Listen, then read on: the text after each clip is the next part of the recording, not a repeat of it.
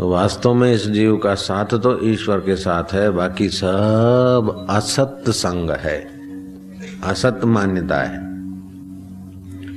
कि मेरे ये साथी है, मेरी जीवन साथी है, मेरा जीवन साथा है। सचमुच में तो जीवन साथी परमात्मा के सिवा और कोई हो ही नहीं सकता। वास्तविक जीवन तो परमात्मा है, शरीर वास्तविक जीवन नहीं है, तो वास्तविक जीवन का साथी कौन होगा? तो ये असत्य का संग जो घुस गया है अंदर, उसको निकाले, बढ़िया व्यवहार होगा।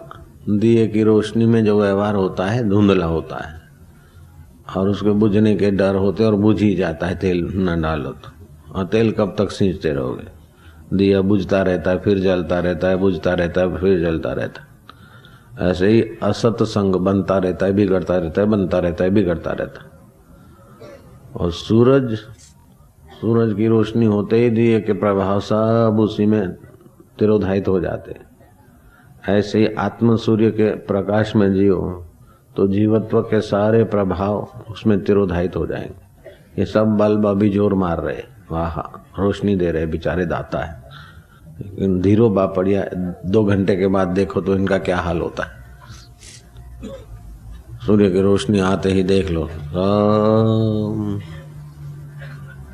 नन्हे हो जाएंगे। ऐसे तुम्हारे आत्म सूर्य में नहीं जगे तब तक, अरे कि तो 10वीं पढ़ता, मैं तो 8वीं वाला हूँ, अरे वो 10वीं वाला बोलता ये तो बीए है, मैं तो 10वीं वाला हूँ, बीए बोलता वो तो एमडी है, मैं तो केवल बीए हूँ, इसके पास तो 2 मकान है, 4 गाड़ी, मेरे पास तो खाली 1 है। लेकिन ज्ञान सूर्य उदय होने दो तो जैसे सारे छोटे मोटे बल्ब और दिए उसमें समा जाते, ऐसे तुम असत्य की आसक्ति छोड़कर सत्य के ज्ञान में आ जाओ तो तुमको लगेगा सारे बीए वाले, एमडी वाले, 2 गाड़ी वाले, 10 गाड़ी वाले, 25 गाड़ी वाले सारे मुझ चैतन्य में खेल रहे हैं। सोहम शिवोहम। उस ईश्वर के प्रसाद से, अब ईश्वर के नाम भी ऋषियों ने बहुत गजब के रखे, ऐसे खोज लिए हैं कि उस नाम का प्रभाव अपने रक्त के कण पे पड़े, अपने मन पे पड़े, अपनी बुद्धि पर पड़े। गए दिन यूरोप में कुछ रिसर्च करने वालों ने क्या करा कि गायिका थी, उसने सामवेद की ऋचाओं का अध्ययन किया था और उसने सुन रखा था भारतीय शास्त्रों से कि शब्द के पीछे आकृति होती है, शब्द के पीछे उसका प्रभाव होता है। भले गलत शब्द बोलो, गंदा बोलो, फिर भी गाली का असर होता। अभी मैं 1-2 कटु गालू दूं तो तुमको लगा अरे बापू ऐसा बोलते है, तो झूठ मूठ आए और तुम है तो शब्द, 2 शब्द मीठे बोले, कैसे आए हो, क्या हाल चाल है, बहुत दिन के बाद आए, बड़े कृपा किया दर्शन देने की, आप लोग बापू देखो कितने अच्छे रहने हैं। अरे क्या गांव में घूमते फिर इधर से सिर्फ खपाने को आ गए, सुबह सुबह दे जा खाए तो शब्द ही, लेकिन कैसी असर होती।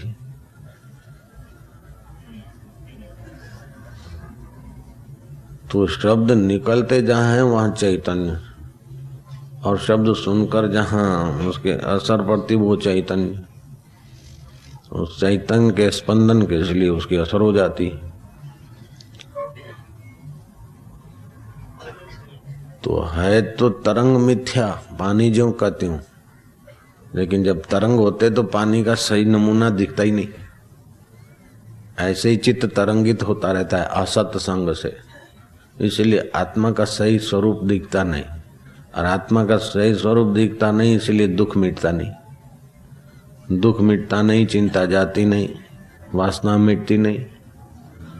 तो असत का संग करें तो वासना मिटेगी, वासना मिटेगी तो दुख जाएगा, और दुख जाएगा तो सुख की लालच भी जाएगी। दुख, सुख की लालच और दुख का भय, ये दोनों असत के संग से आता है। असत संसार, मिथ्या शरीर को मैं सच्चा मानते, मिथ्या भोग को सच्चा मानते, मिथ्या संबंध को सच्चा मानते, असली सच्चे संबंध का ज्ञान नहीं। पूजा पाठ भी करते हैं, नमाज भी अदा कर लेते,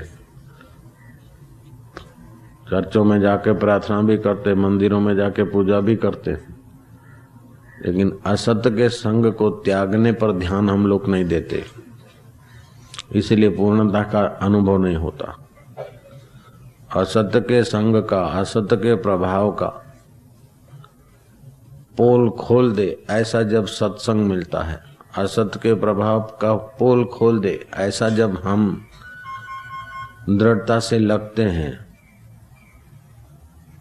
तो फिर इस असत संसार में, असत संबंधों में रहते हुए भी असत आकर्षण, असत चिंता, असत भय, असत शोक आपके ऊपर असर नहीं करेगा, क्योंकि आप सत्य में खड़े। 0 बल्ब बुझ गया या 25 का बुझ गया या 50 का चालू हो गया या 100 का लाइट चालू हो गया, लेकिन आपको मध्याह्न का सूर्य है तो उनका क्या फर्क पड़ता है। चालू हुए चाहे बंद हुए, चाहे छोटा बढ़े चाहे बड़ा बने। ऐसे ही साक्षी सच्चिदानंद परमेश्वर तत्व का ज्ञान देने वाले कोई विरले ब्रह्मज्ञानी गुरु होते।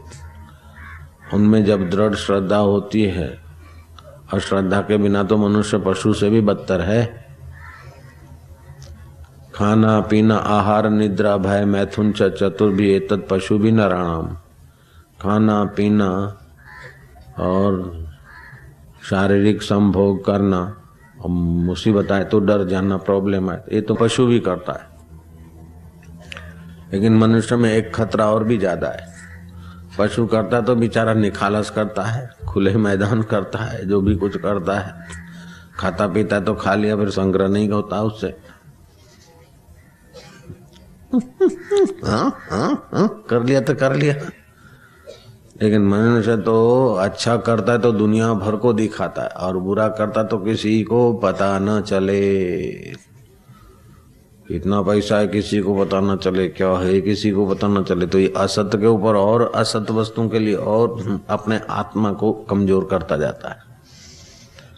तो इसके लिए मनुष्य को झंझट ज्यादा है, फिर भी मनुष्य श्रेष्ठ है, क्योंकि वो पशु पक्षी जो हैं वो असत्य का संग त्यागने का सत्संग नहीं सुन सकते। असत्य के प्रभाव को अपने मन से हटाने की विद्या वो नहीं समझ सकते हैं। अब मनुष्य समझ सकता है, इसीलिए मनुष्य श्रेष्ठ है। कौवा 50 वर्ष से जिस रंग में जैसे घोंसला बनाता है ऐसे ही बनाता रहता है, सैकड़ों वर्षों से। गाय कभी गाली नहीं देती और कौवा कभी मुकदमा नहीं लड़ता, और दीवार किसी की चोरी नहीं करती। लेकिन जहाँ वैसे के वैसे मनुष्य गाली भी देता है, केस को मुकदमा भी करता है, चोरी भी करता है, झूठ भी बोलता है, क्या क्या करता है। फिर भी अगर सत्संग मिल जाता है और वो मुड़ जाता है तो बालिया लुटारा में से वाल्मीकि ऋषि हो जाता है, महामूर्ख में से महाकवि कालिदास प्रकट हो जाता है। ऐसा कौवा कोई हो गया क्या? चिड़िया हो गई क्या? अगर कहीं हुआ काकभूषण जी जैसा, तो उन्होंने असत्य के संग का त्याग करने की बुद्धि पाई, गुरुओं का सत्संग पाया। तो अब आज के सत्संग में हम ये समझेंगे कि दुख असत्य है, इसलिए दुख आ जाए तो असत्य से डरो मत। सुख असत्य है, सुख मिले तो उसको चिपको मत। संबंध असत है, कोई आता है तो 1 सलाम, जाता है तो 100 सलाम, और कभी दुनिया में नहीं आता तो 1000 सलाम, मुक्त हो गया। हाय रे मेरे पिता, हाय रे मेरे पापा, हाय रे मेरी पत्नी, हाय रे मेरी पति मेरा। ऐसा करने की अपेक्षा जब उसकी याद आए तो कह दो कि अब्बाजान तुम तो गए, तुम्हारा शरीर गया, लेकिन तुम्हारे आत्मा अथवा तुम्हारा अंदर में जो खुदा है, जिसकी शक्ति से धड़कने चलती, उसी का तुम चिंतन करो। बेटे बेटियों का क्या होगा अब्बाजान फिक्र न करो, और तुमको भले कब्र में पूर क्या है, लेकिन तुमको हम नहीं पूर सकते, तुम्हारे शरीर को कब्र में पूरा।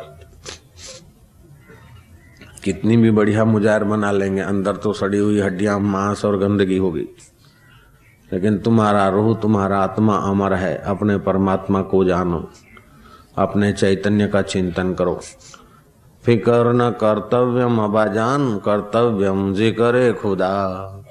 खुदा ताला प्रसादे न सर्व कार्यम फतेह भवे। जब तुम खुद खुदा के चरणों में जाओगे तो हमारे कार्य फतेह हो जाएंगे। ऐसा बोलो अपना अब्बाजान को या अपने जो भी गया उसको, ऐसे मन को भी सिखाओ। फिकर न कर्तव्यम, फिकर न करो। हे च फिकर न कर्तव्यम, हे च फिकर मत कर्तव्यम, कर्तव्यम जिक्रे खुदा। उस ईश्वर तरफ का जिक्र करो। ईश्वर कैसा है? ईश्वर साक्षी है, ईश्वर मेरा है, मैं ईश्वर का हूँ। ईश्वर ज्ञान स्वरूप है, वो रोम रोम में रम रहा है, उसका चैतन्य स्वभाव। इसलिए वो चैतन्य रोम रोम में रमने वाला राम है। गले में तो सौंप है, भुजाओं में सौंप, और कमर में तो बागंबर, और माला तो मुंडों की, भभूत लगाई हुई शमशान की। ये भगवान शिव के दर्शन से क्या पता चलता है कि हाथों में गले में संसार रूपी सर्प है। अंग को जो रमाया किसी साधारण आदमी की भभूत नहीं। जिन्होंने असत संग का त्याग करके देह को असत मानकर मर गया तो मर गया, खाक हो गया तो हो गया, और मैं अमर आत्मा हूं ऐसा अनुभव किया, ऐसे महापुरुषों की राख शिव जी लगाते अपने अंग पर।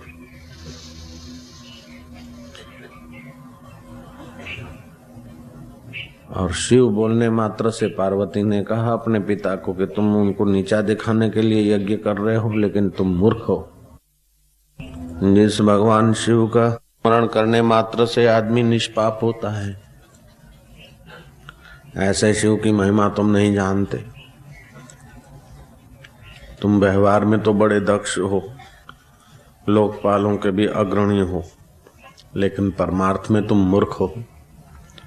जो व्यवहार की चीजें छूट जाएगी और जो शरीर मर जाएगा, जल जाएगा, उसका मान अपमान थोड़ा हो गया तो उसी में मारे जा रहे हो। शरीर पहले नहीं था, अब बाद में नहीं रहेगा। बचपन भी पहले नहीं था तो अभी नहीं है, बीच में आ गया।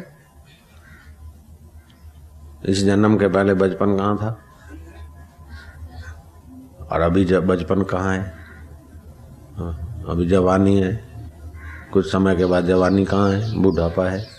ऐसे मृत्यु एक पड़ाव है, मृत्यु कहाँ है? रूपांतर है। तो हे च फिकर न कर्तव्यम, हाय रे हाय मैं बूढ़ा हो गया हूँ, हाय रे हाय मेरा ये हो गया, फिकर न कर। जहाँ बुढ़ापे की असर नहीं है, जहाँ बीमारी की असर नहीं, जहाँ दुख की असर नहीं, जहाँ सुख की असर नहीं, जहाँ मान की असर नहीं, जहाँ अपमान की असर नहीं, जहाँ मृत्यु की असर नहीं, जहाँ इस नश्वर देह की कोई सत्यता ही नहीं, उस परमात्मा का जिक्र करो। वह शिव स्वरूप है, कल्याण स्वरूप है, वह रोम रोम में राम रहा, इसलिए वो राम जी है। ये उसकी अष्टधा प्रकृति से शरीर बना है, वह चैतन्य, इसलिए वो जगत अम्बा है, जगत का माँ है।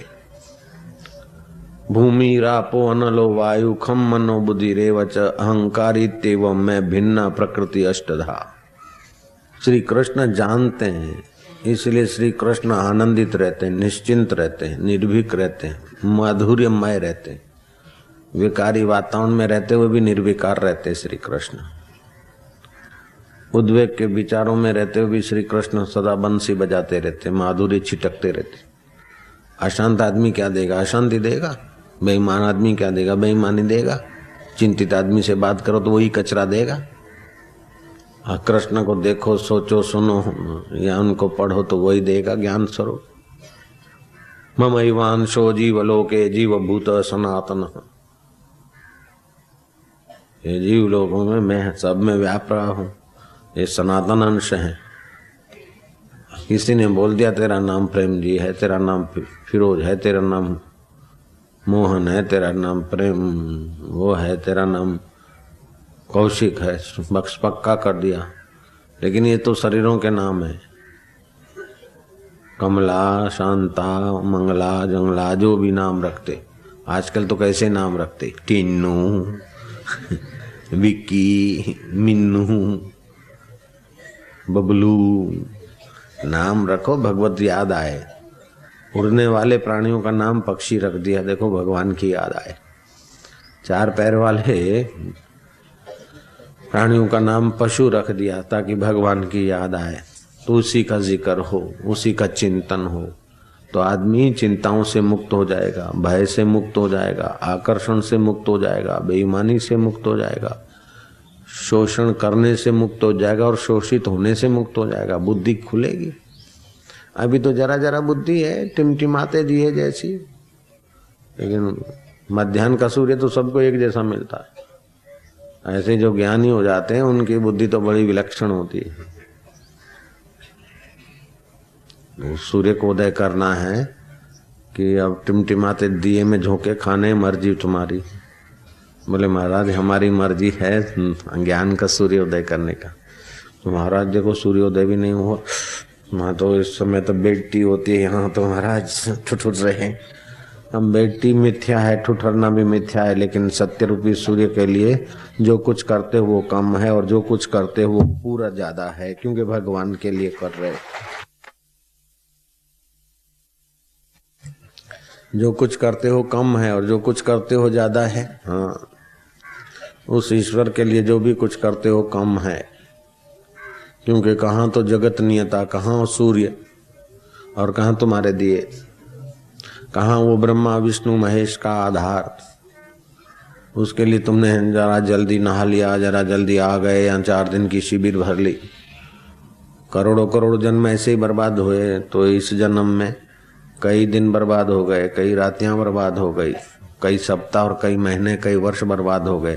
तो उस परमेश्वर के लिए 4 दिन निकाले तो बहुत थोड़े हैं, और फिर जिसके लिए निकाले हैं वो 4 दिन थोड़े होते हुए भी बहुत हैं, क्योंकि बड़े बड़े व्यक्ति को 4 रोटी खिला दो। अपने घर प्राइम मिनिस्टर आया, 4 रोटी खिला दी, पूरी खिला दी तो बहुत है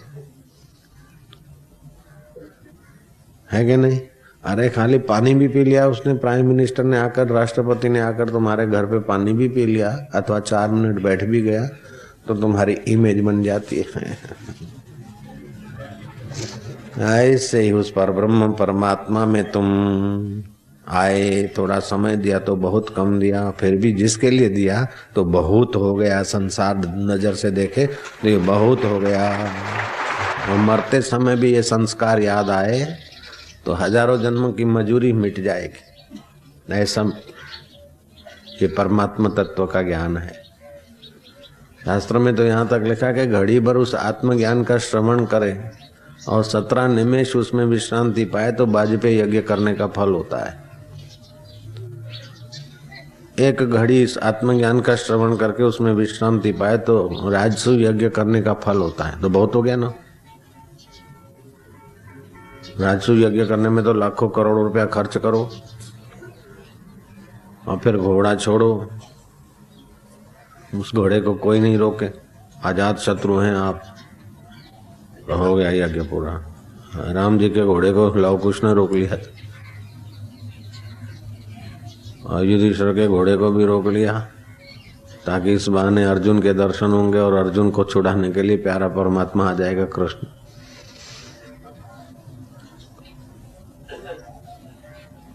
और उतना ही पुण्य कहा गया है इस सत्य स्वरूप ईश्वर का ज्ञान सुनकर उस आत्मा में विश्रांति पाने से।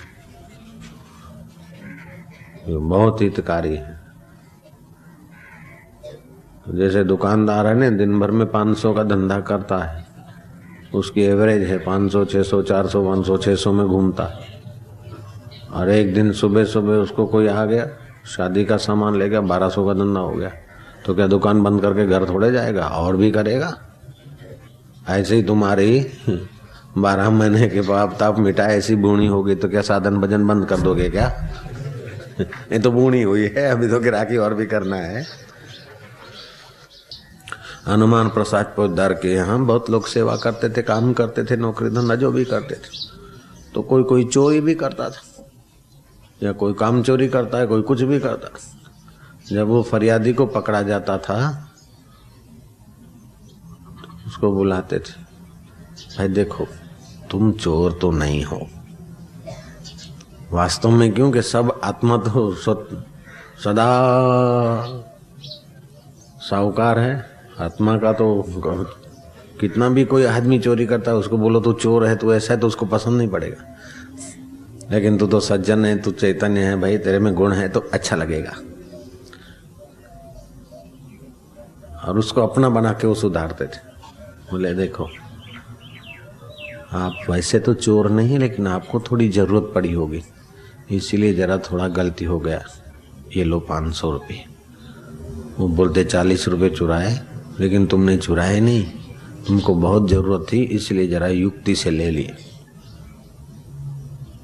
लो ये 500 रुपये जेब में रखो, और दोबारा दूसरों को कहने का मौका न मिले और अपना दिल न बिगड़े, आप ऐसी कोशिश करो।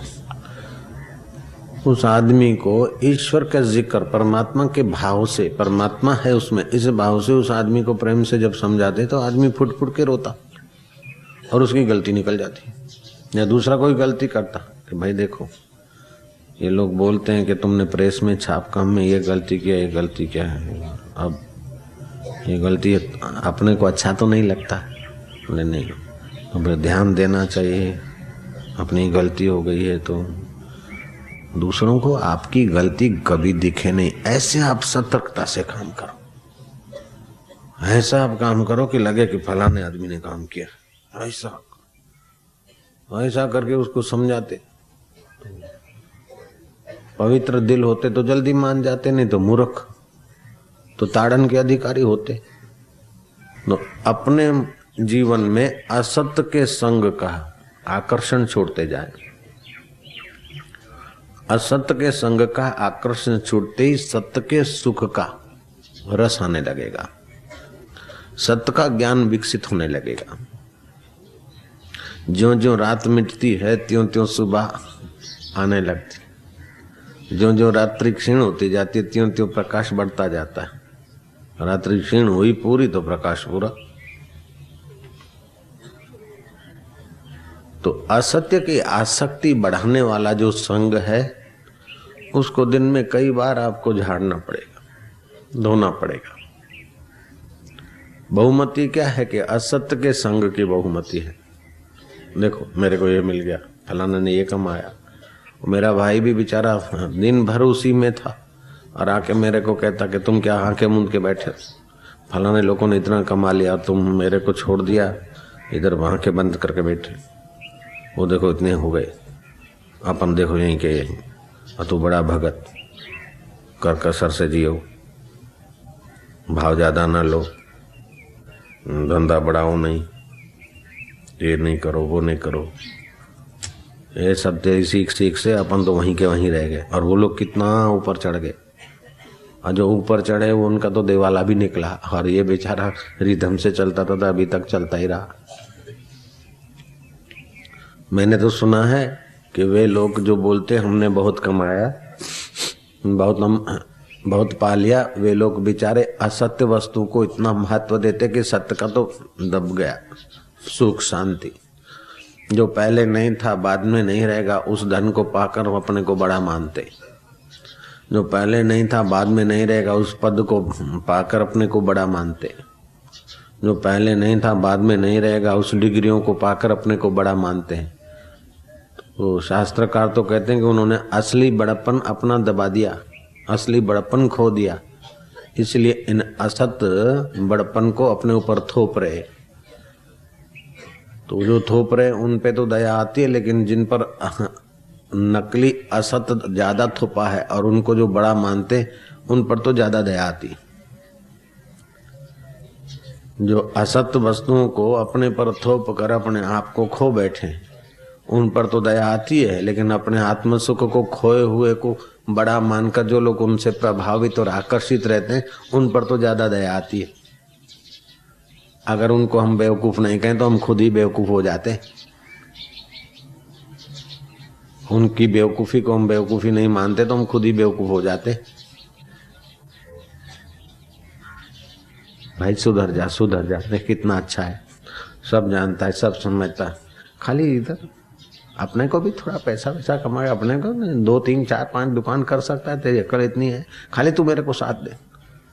सुबह 10 बजे 11 बजे 12 बजे तक कमरे में बैठा रहता है और रात को आके घुस जाता है कमरे में पूजा में ध्यान में।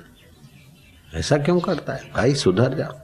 फिर माँ को भी चढ़ाता तो माँ भी बेचारी बोलती बेटा दाओ थी, बड़ा भाई पिता के समान होता है, लेकिन वो असत्य का संगी है, मैं क्या करूं। फिर वो भाई के दोस्त आते, वो समझाते और समझा के अपने घर ले जाते, देखो हम नास्तिक नहीं, देखो ये शिव की मूर्ति, ये देखो भगवान कृष्ण, ये हमारा पूजा का रूम। ऐसे तुम भी जियो, काहे को अपने भाई को ऐसे ही स्थिति में एक छोटा सा धंधे में रहने देते। तुम जरा उन पर कृपा करो, ध्यान दो, कृपा करो नहीं बोल देते, उनको मदद करो, तुम छोटा भाई हो, तुम्हारा कर्तव्य है। कर्तव्य है जिक्र करना ईश्वर का, कर्तव्य है मौत आए उसके पहले अमरता का स्वाद लेना, कर्तव्य है कि घड़ी में दुख घड़ी में सुख आने वाले चित्त को बदलना, ये हमारा कर्तव्य है। घड़ी घड़ी बात में टेंशन, घड़ी घड़ी बात में दुख, घड़ी घड़ी बात में मुसीबत, घड़ी घड़ी बात में फड़फड़ाता है दिल, तो ये तो कर्तव्य है असली, ईश्वर का जिक्र करना, परमात्मा का, ब्रह्म का। लेकिन उसकी और तो ध्यान जाता ही नहीं। जो फिक्र बढ़ाए वही बातें सुनते, जो फिक्र बढ़ाए वही बातें करते, जो फिक्र बढ़ाए वही बात सोचते, और जो फिक्र में जीवन बर्बाद कर दे ऐसे ही संग में रहते हैं। इसीलिए ईश्वर को पाना कठिन लग रहा है। वास्तव में ईश्वर पाना कठिन नहीं है, लेकिन जिनको कठिन नहीं लगता है ऐसों का संग, ऐसों के अनुभव के अनुसार सोचना विचारना नहीं है, इसलिए कठिन लग रहा है। ईश्वर तो अपना जिगरी जान है। जहाँ कोई दुख नहीं वो मैं हूँ, जहाँ कोई पीड़ा नहीं वो मैं हूँ, जहाँ कोई पाप नहीं वो मैं हूँ, जहाँ कोई संताप नहीं वो मैं हूँ। सो हम, जिसकी शक्ति से आँख देखती है वो मैं हूँ, जिसकी शक्ति से हाथ उठता है वो मैं हूँ, जिसकी शक्ति से मन सोचता है वो मैं हूँ, जिसकी शक्ति से चिंता दिखती है। एक बात और, जो साक्षी होता है, विटनेस होता है, वो गुनाहगार नहीं होता उस समय। होता है क्या? साक्षी। तो जो साक्षी होता है वो गुनाहगार नहीं होता, जो गुनाहगार है वो साक्षी नहीं होता उस वक्त। तो वास्तव में हम साक्षी हैं, वास्तव में हम चेतन हैं, वास्तव में हम अमर आत्मा हैं, लेकिन अपने साक्षी स्वभाव में नहीं आते। असत जो वृत्ति है जीव भाव की, उसके साथ जुड़ गए। देखा आंखों ने, बोलता मैंने देखा, सुना कानों ने, मैंने सुना, सोचा मन ने, बोले मैं सोच रहा हूँ, निर्णय किया बुद्धि ने, बोले मेरा निर्णय है। चमड़ा काला हो गया, बोले मैं काला हो गया हूँ। सर्दियां आई, चमड़ा जरा गोरा हुआ, यहाँ यूरोप गए चमड़ा गोरा हुआ, बोले मैं गोरा हो गया हूँ। अफ्रीका यहाँ मद्रास गए, बोले मैं काला हो गया हूँ। गर्मियाँ आई, जरा चर्बी कम हुई, बोले मैं पतला हो गया हूँ। सर्दी आई और शियाड़ा पाक खाया, और भोजन के बाद दोपहर को केला खाया, केला खाने के बाद एक आधी इलायची खाई, जरा फैट बढ़ गया, बोलता मैं मोटा हो गया हूँ। हड्डियों का ढांचा लंबा हुआ थोड़ा, तो बोले मैं लंबू हूँ। भले पधारो लंबकनाथ, भले पधारो लंबकनाथ, धरती पे आकाश लो माथ, योजन भर के लंबे हाथ, भले पधारो लंबकनाथ। लेकिन ये लंबे ढांचा हड्डियों का है, और किसी का ढांचा नाटा होता है, बोले मैं ठिंगना हूँ। वास्तव में ये असत संग है, असत मानता है। तुम ठिंगने भी नहीं हो भैया, और तुम लंबू भी नहीं हो। वो बोला हूँ छू। अरे उस समय जो लंबू बोले जवाब ही मत दे, मैं न लंबू हूं न ठिंगना हूं। मैं तो जो हूं उसको कोई जान ले तो निहाल हो जाए, मैं मेरे को जान लूं तो निहाल हो जाऊं। मैं वो हूं, भले नहीं जानता हूं लेकिन हूं तो वही। ये जानने का फायदा है। भले जानते नहीं फिर भी मानना शुरू कर दो तो भी फायदा होगा। अब मानोगे नहीं तो जानोगे क्या खाक। पृथ्वी गोल है, ये बच्चा नहीं जानता है, फिर भी मान लेता है। शिक्षक की बात पेपर में लिखता है, 5 मार्क ले आता है और बोले पहले जानूं फिर मानूं, तो फिर वो बुद्धू हलवाई जैसा मामला हो जाएगा। वो तैरने को सीखने गया, उस्ताद ने दिया पानी में धक्का, नाक में, मुंह में, कान में, शरीर में पानी घुस गया, 2-4 छींक खाई और बाहर आया। हाथ पे पानी लिया, जब तक ठीक से तैरना नहीं सीखा तब तक पानी में पैर रखे वो 2 बाप का कसम खा ली। अब क्या बिस्तर पे तैरना सीखेगा, नेशनल हाईवे पे तैरना सीखेगा कि मंडप में आके तैरना सीखेगा? इधर तैर सकता क्या? तो तैरना सीखना है तो फिर पानी में ही तो आना पड़ेगा। ऐसे ही जानना है तो पहले मानने में आना पड़ेगा। यत पदम प्रेप्सवो दीना शक्रादया सर्वदेवता अहो तत्र स्थितो योगी हर्षम न उपगच्छति। जिस पद को पाए बिना शक्रादि देवता, इंद्र आदि देवता अपने को कंगाल मानते, कंगालित रहती उनको, उस आत्मपद को पाकर योगी फिर अहंकार नहीं करता। ये भी आश्चर्य है, क्योंकि सत्य में आ गए ना। अहंकार तो असत में होता है। मैं धन मेरा, मैं धन वाला, सत्ता मेरी, मैं सत्ता वाला, सौंदर्य मेरा, मैं सौंदर्य वाला, और पहले था नहीं और बाद में रहेगा नहीं। इन चीजों को पाकर अपने को दबाता जा रहा है, अथवा तो इन चीजों की चिंता में अपने को सुकुड़ता जा रहा है। कुछ लोग तो इन चीजों को पाकर अपने को खोदते जा रहे, दबाते जा रहे, और किसी को नहीं है तो इन चीजों की चिंता में ही मारे जा रहे। दोनों तरफ से दुखी दुख है, धनी भी दुखी, निर्धन भी दुखी। जिनके पास है वो टेंशन से दुखी, और जिसके पास नहीं है वो वासना से दुखी, क्योंकि सत्य का ज्ञान नहीं, सत्य का चिंतन नहीं। ध्यान से सुनेंगे। गुरु दीक्षा से विमुख रहने वाले लोग भ्रांत हैं, अर्थात असत्य को मैं मानते और सत्य का पता नहीं, उल्टा ज्ञान है। मिटने वाले वस्तुओं को, संबंधों को, पदार्थों को दिन रात चिपक रहे और अमिट का पता नहीं, भ्रांत हैं। गुरु दीक्षा से परान्मुख लोग भ्रांत हैं। वे सचमुच में पशु के समान है, परम तत्व को वे नहीं जानते।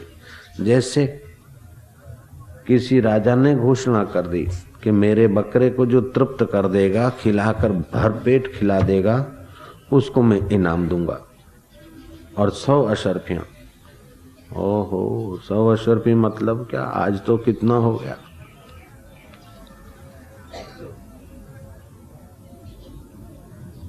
40-100 का 1 अशर्फी, ऐसा 100 अशर्फी लगा देना गणित।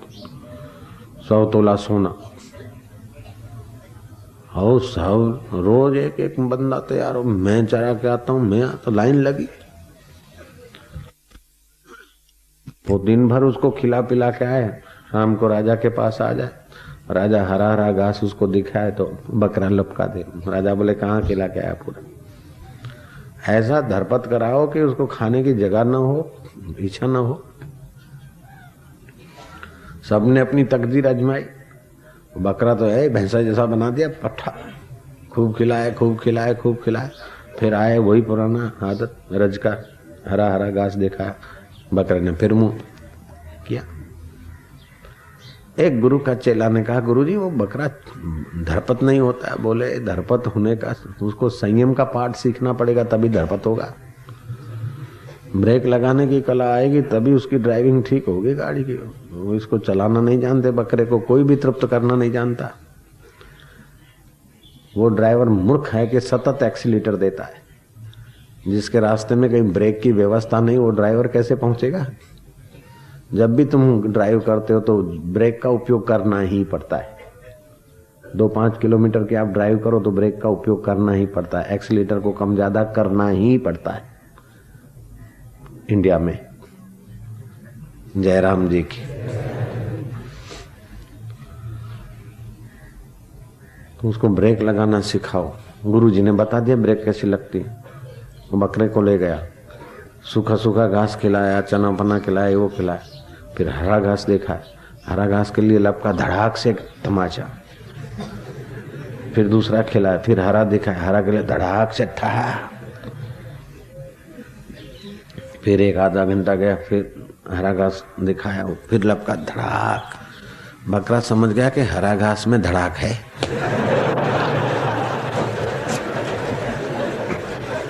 ये आकर्षण जब आए तो धड़ाक कर दो बस। दिन भर वो धड़ाक धड़ाक धड़ाक सहते, उसको बिल्कुल पक्का हो गया कि ये तो धड़ाक वाला है। फिर उसने दिखाया तो मुंह घुमा दिया, उसको याद आ गई धड़ाक। मनुष्य होता तो पहले धड़ाक में समझ जाता, लेकिन पशु जरा 10 बार 5 बार धड़ाक होने के बाद समझा। फिर उसने कुछ खिलाया, फिर हरा घास दिखा तो उसने मुंह घुमा लिया। ऐसे 2-4 बार उसने बराबर चेक कर लिया कि हाँ अब ये तृप्त हो गया है, मतलब इसको समझ गया कि धड़ाक है ये। ले गया राजा के पास। राजा देखता है कि हाँ कैसा पागल है, उसका तो पेट खाली खाली। सब लोग तो उसका पेट फुला के आते थे, फिर भी भूखा रहता था, और तू पेट खाली, थोड़ी मुश्किल कुख दिख रही है। बोले राजन, मैं जितना आज खिलाया हूँ, जितना तृप्त किया हूँ, ऐसा किसी ने भी नहीं किया होगा। आप अपना लाइए, परीक्षा पेपर लाइए। राजा ने मंगवाया वो हरा घास, बकरे ने मुंह घुमा दिया, धड़ा। जिधर मुंह घुमाया राजा ने उधर देखा तो वहां से घुमा दिया। बोले राजा, ऐसा मैंने कभी नहीं, ऐसा बकरा का तृप्ति तुमने कभी नहीं देखा होगा। यार इसकी कुखें तो खाली है। बोले खाली है कि भरी है, लेकिन आप देखो खाता है घास। यार इनाम तो जीत गया तू, लेकिन सच बता क्या किया। बोले बस जहां आसक्ति थी वहां से धड़ाक किया बस।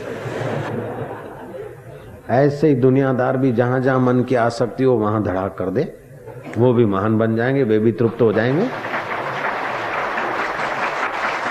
जहां जहां आकर्षण है। स्वामी रामतीर्थ महान कैसे बने?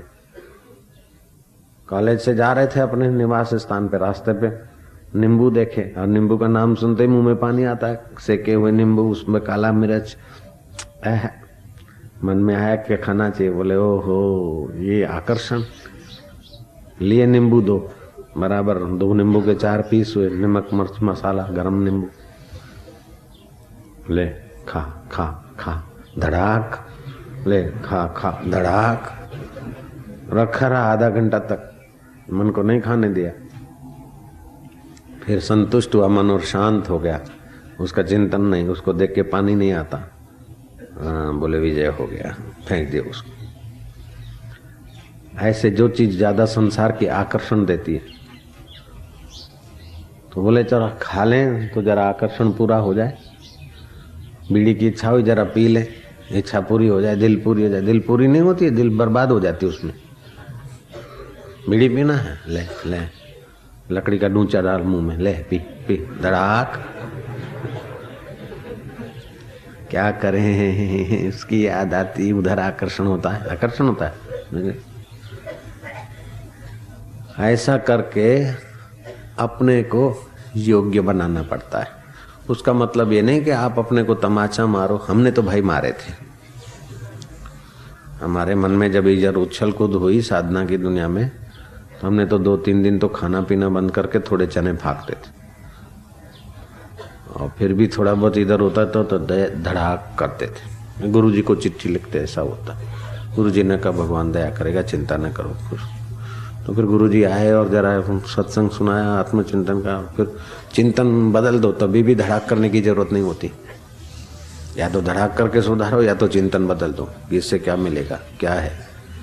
विवेक से असत्य का आकर्षण छोड़ दो। जब मन में पाप आए, आकर्षण आए, उसी समय देखो, जानते हैं कि असत्य है, मिथ्या है, क्या मिलेगा आखिर, कितनों ने भोगा, आखिर क्या मिला। आसक्ति भर भर के पशुओं के जन्मे और मरेंगे। क्यों बेईमानी करना, क्यों कूड़ कपट करना। जितना जानते उतना धीरे धीरे छोड़ते जाए, उधर छोड़ते जाएं और वो भरते जाए। कुछ संग को छोड़ते जाएं, सत्संग को भरते जाए। असत को छोड़ते जाएं, सत को भरते जाए। फालतू बातों को छोड़ते जाए तो ज्ञान की बातों में बढ़ते जाए, फालतू चिंतन को छोड़ते जाए तो ज्ञान का चिंतन बढ़ाते जाए। निगुरे लोग या विकारी लोगों का संग छोड़ते जाए तो सत्संगियों का, तो सत्शास्त्रों का संग बढ़ाते जाए तो जल्दी कल्याण होगा। उधर सत्संग भी कर रहे हैं और उधर कुसंग भी कर रहे हैं, उधर सत्य का भी संग कर रहे हैं, वहां असत का भी आकर्षण उतना ही बढ़ा रहे हैं, तो यात्रा लंबी हो जाती है। जैसे बड़ घराना व्यक्ति कहीं मिट्टी में बैठता है तो फिर झाड़ देता है ना, कपड़े उड़ता है तो झाड़ देता है, ऐसे ही जब असत का संग हो, व्यवहार हो, फिर एक आध घंटे में झाड़ दो, मेरा नाम फलाना है, फलाना व्यवहार हुआ, ये सब मिथ्या शरीर का हुआ।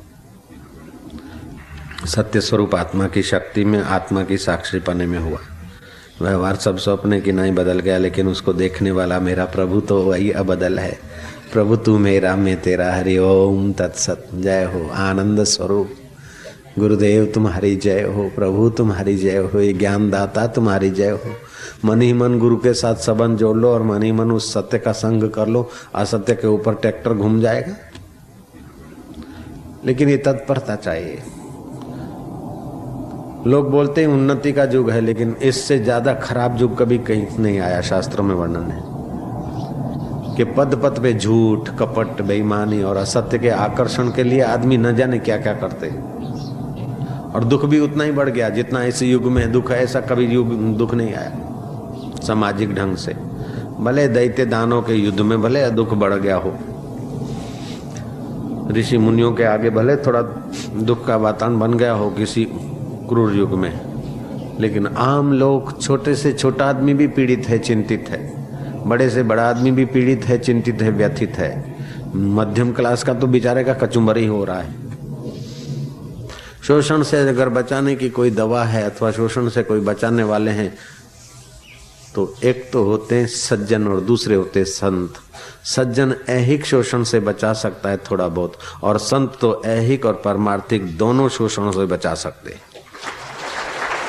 महाराज, परमार्थिक शोषण होता है कि वो तो बहुत खतरनाक होता है। परमार्थिक शोषण क्या होता है कि परम तत्व को नहीं जानते, धन पाकर अपने को बड़ा मानते, ये भी तुम अपना शोषण कर रहे। पद पाकर अपने को बड़ा मान रहे, ये भी अपना शोषण ही तो कर रहे। रूप लावण्य सौंदर्य पाकर हाड़ मास का अपने को सुंदर मान रहे, ये भी तो तुम अपने आत्मा का शोषण कर रहे। गरीब का शोषण तो इसी जन्म तक होगा, तुम्हारा शोषण तो ऐसे संस्कार पड़ जाएंगे तो करोड़ों जन्म तक तुम अपने आप का शोषण करते रहोगे।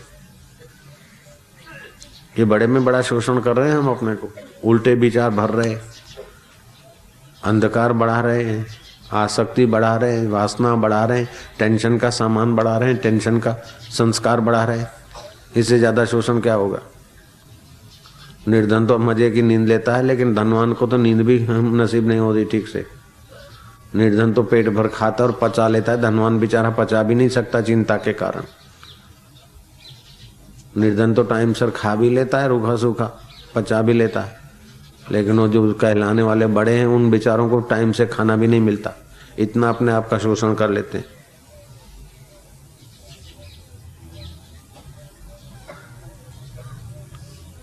अब स्वास्थ्य की बात सुनो। रोज सुबह 4 गिलास पानी पियो।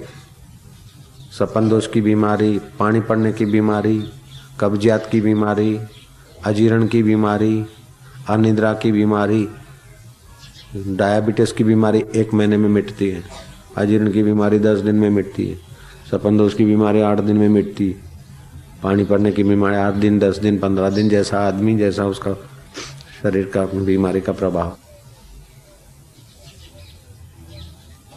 गुरु दीक्षा से जो विमुख हैं वे लोग भ्रांत हैं, अपने वास्तविक ज्ञान से वे रहित हैं, वे पशु के समान है। सारी जिंदगियां मिटती जाती सुख के लिए, सुख टिकता नहीं, दुख भागता नहीं, दुख बदलता रहता है, सुख बदलता रहता है, लेकिन हमारा जीवन भी बदलता रहता है। मौत भी बदलती रहती है, जवानी भी बदलती रहती है, बुढ़ापा भी बदलता रहता है। प्रकृति के भाव में घसीटे जाते। घूमने वाली गाड़ी में बैठे तो चुप कैसे बैठेगा, बच्चे चक्कर खाने वाले चाक में बैठते तो कैसे घूमते, ऐसे ही हम घूमने वाले शरीर को, घूमने वाले मन को, घूमने वाले संबंधों को सच्चा मानकर अघुम आत्मा रूपी एक्सल के पर ध्यान नहीं देते, इसीलिए सारे दुख है। नास्तिक तो दुखी है, परेशान है, लेकिन आस्तिक भी बेचारे दुखी और परेशान पाए जाते हैं, क्योंकि आस्तिकों ने भी आस्था जितना आत्मा में करना चाहिए उतना नहीं है। आस्था शरीर में है, आस्था वस्तु में है, आस्था बाहर की परिस्थिति में, इसलिए आस्तिक भी परेशान है और नास्तिक भी परेशान है। नानक दुखिया सब संसार, सुखी बसे मिस्कीना जिन नाम आधार। सारा जहां से उत्पन्न होता है उस आधार का जिसने अवलंबन लिया वो सुखी रहता है। हरि ओम।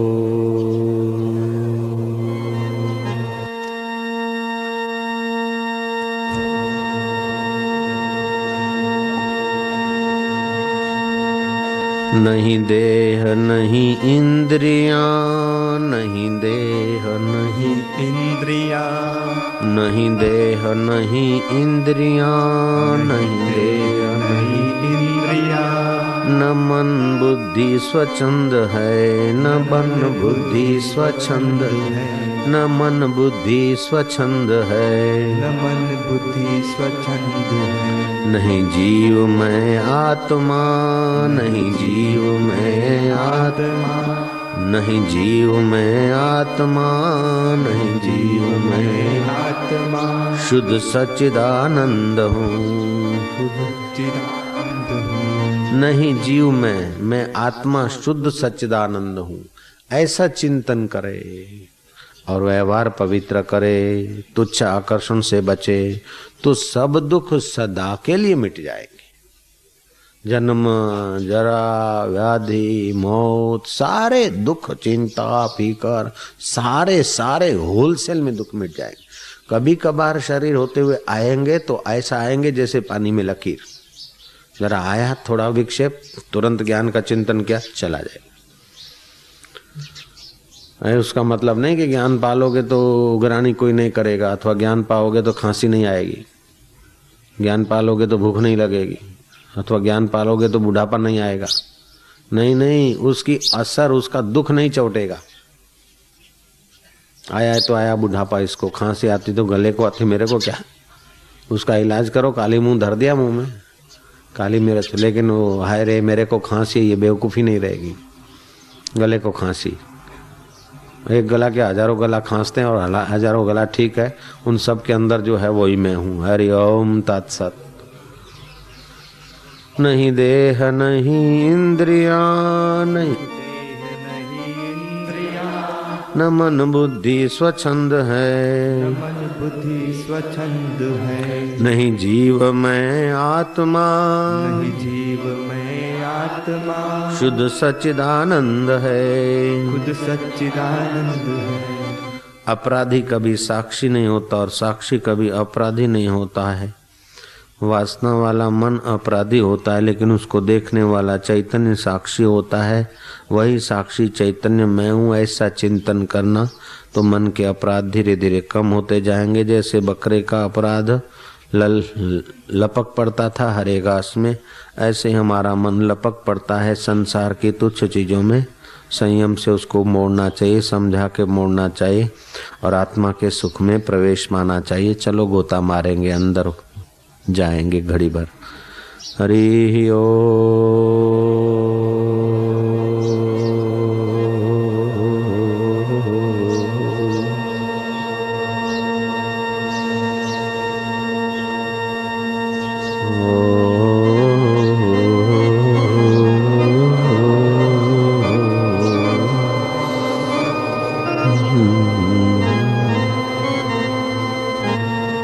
मधुर शांति, आत्म शांति, साक्षी स्वरूप में विश्रांति। प्रभु तेरी जय हो, ज्ञान सूर्य तेरी जय हो, आत्मानंद तेरी जय हो, मेरे सतगुरु तुम्हारी जय हो। जय हो, जय हो।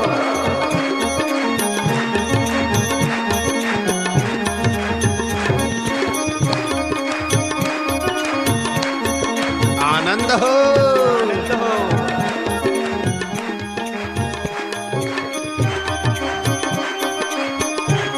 सारा समाज विरुद्ध हो जाए, सारा वातावरण विरुद्ध हो जाए,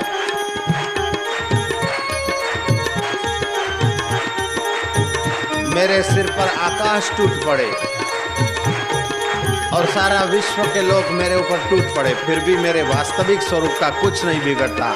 ऐसा ज्ञान असली ज्ञान है। जय हो।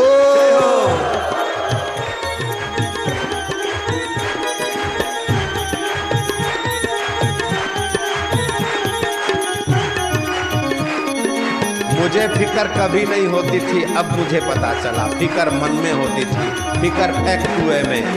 ओम हरि ओम, हरि ओम, हरि ओम। मोह निवारक सब सुख कारक हरि हरि ओम। मुनि मनरंजन भव भय भंजन हरि हरि ओम। अधम उदाहरण भव जगतारण हरि हरि ओम। मंगल मंगल नाम हरि हरि ओम। आनंद आनंद नाम हरि हरि ओम। हरि ओम, हरि ओम, हरि ओम, हरि ओम।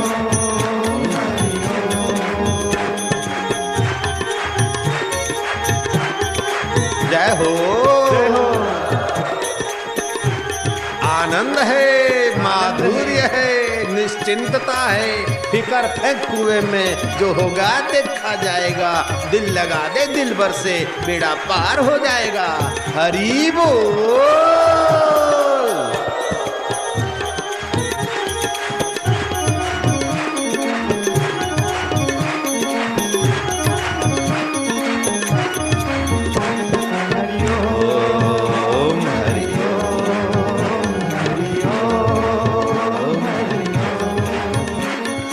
पावन पावन नाम हरि हरि ओम। पतित पावन नाम हरि हरि ओम। दिलों का दुल्हारा नाम हरि हरि ओम। कली का किनारा नाम हरि हरि ओम। ठंडा मीठा प्यारा नाम हरि हरि ओम। ठंडी में भी मीठा लगे हरि हरि ओम।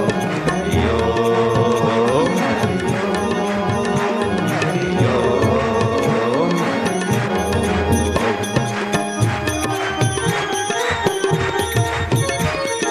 ये हरि नाम की मुक्ति की गाड़ी, मोक्ष के रास्ते जाने वाली हरि नाम की गाड़ी आनंद बरसा रही है, माधुर्य लुटा रही है। संसार की गाड़ी धुआं उड़ाती है, हाँ, धूल उड़ाती है, हाँ, और ये आनंद बरसाती है, पुण्य उछालती है, माधुर्य बांटती है। हाँ, जय हो, जय हो।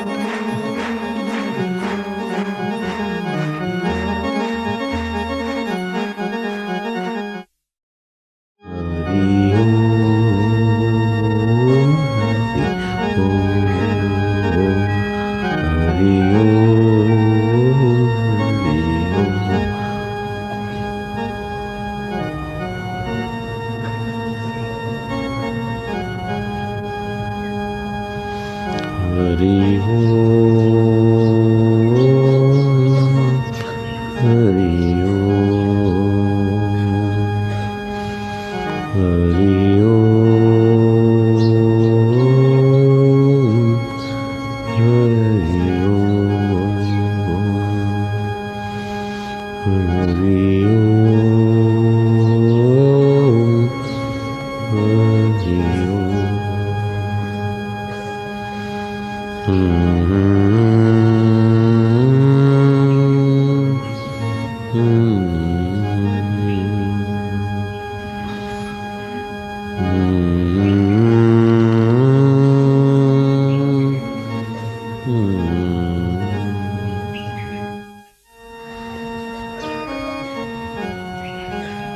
जपते जपते ध्यान करने से रक्त के परमाणु मंत्राकार बनते।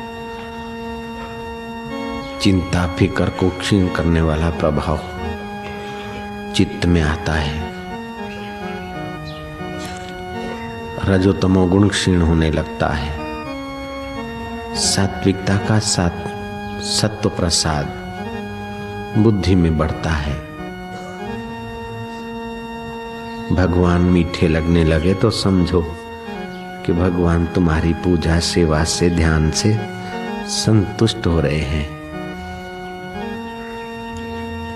शांति और आनंद आने लगे तो समझो गुरु कृपा का प्रसाद हमारे चित्त में संचारित हो रहा है। ईश कृपा की मधुर मधुर धारा हमारे चित्त में उभरती जाए तो समझो कि अब यही सत्य स्वरूप साक्षी स्वरूप आत्मा स्वरूप का गुरुदेव का ईश्वर का प्रसाद हमारे चित्त में आ रहा है।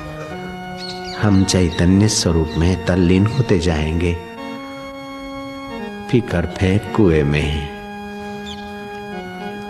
अपने आनंद स्वभाव में आ, अपने संयमी सदाचारी स्वभाव में जग।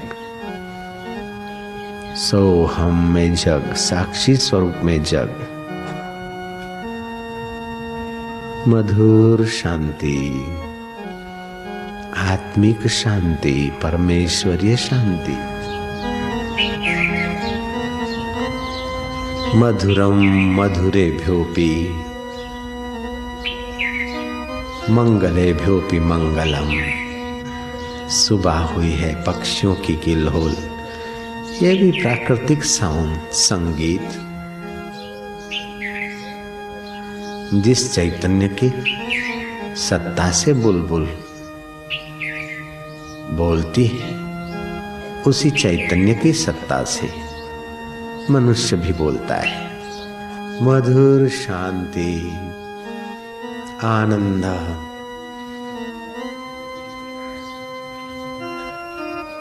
ऊपर उठते जाओ।